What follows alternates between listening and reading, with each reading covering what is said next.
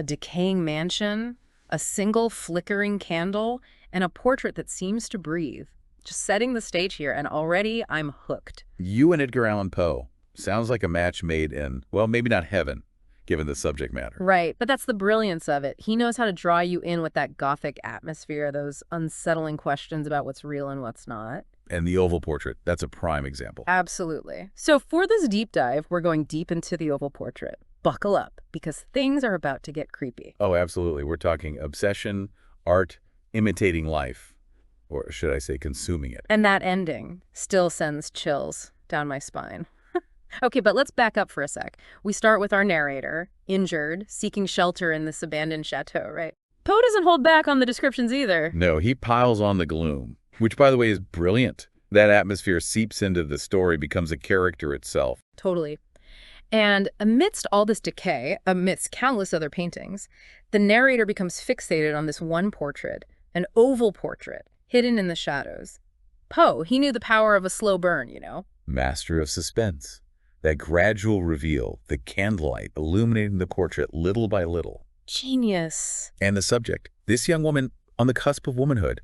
The narrator's reaction, though, it's not just admiration. He's startled, confused, almost repelled, yet he can't tear his eyes away. He's startled, confounded. Those are his words. It's visceral, almost like the portrait is doing something to him. Makes you wonder about the narrator's state of mind, right? Yeah.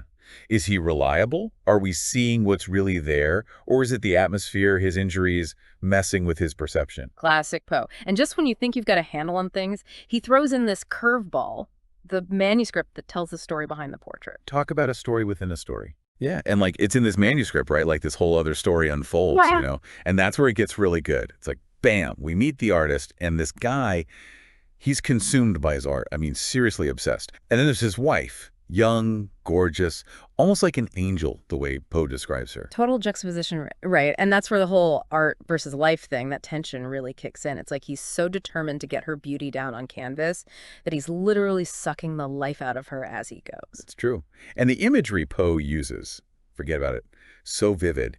He paints this picture of the artist's studio, this cold, isolated turret, where even the light seems to drain her energy. Like he chose that spot on purpose, you know, like it had to be barren, lifeless to reflect his process or something. Oh, and remember how you said the wife didn't even want to be painted in the first place? Talk about a red flag, right? Right. It's like she sensed something was off, like this bad feeling about the whole thing. But she loved him, so she agreed to it. And then as the portrait starts coming together, she gets weaker. It's like a one-to-one thing. The more life he puts in the painting, the more she fades away. And the painter, he doesn't even notice. Or if he does, he doesn't care. It's messed up. He sees her getting weaker, and he's just like, yes, the portrait's looking even better. Her suffering is inspiration, basically. It's kind of like what was going on back then in the 1800s with all the technology and factories popping up. People were scared, you know, like all this progress was going to destroy everything. This artist, he's like a symbol for that blind ambition, pushing forward without thinking about the consequences. Whoa.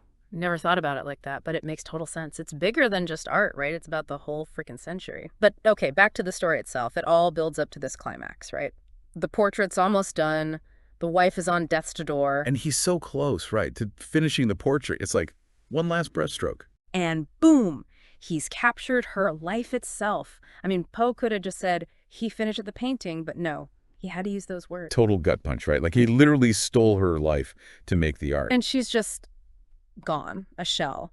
And the painter, I mean, was he even aware of what he was doing? Was it intentional, a sacrifice for his art? That's the million-dollar question, isn't it? Yeah. Did he know? Or was he so obsessed, so blinded, that he just didn't care? Poe, he's not giving us any answers. He wants us to sit with that unease. Yeah, and it makes you think, right? Like, what is art really worth? If a painting, a song, or whatever, if it came with that kind of price tag, would we still admire it? Right. Like, are we, the audience, somehow contributing to that darkness when we enjoy art without knowing the full story behind it? It's creepy to think about. Super creepy. And it feels relevant even now. I mean, look at how obsessed we are with technology, with pushing boundaries. Poe, he might have been onto something with this whole cautionary tale thing. Totally. Like, hey, be careful what you wish for, right? Your ambitions, your creations, they can consume you if you're not careful. This whole deep dive, it's been an eye-opener. I mean, we all knew Poe was a master of the macabre, but the oval portrait, this one really gets under your skin. No doubt. And it stays with you. That image of the painter standing over his finished portrait, totally victorious, but completely clueless about the tragedy he created. It's haunting, and it makes you question everything. The price of beauty, the allure of obsession, the power of art to both fascinate and terrify us. Poe at his finest, if you ask me.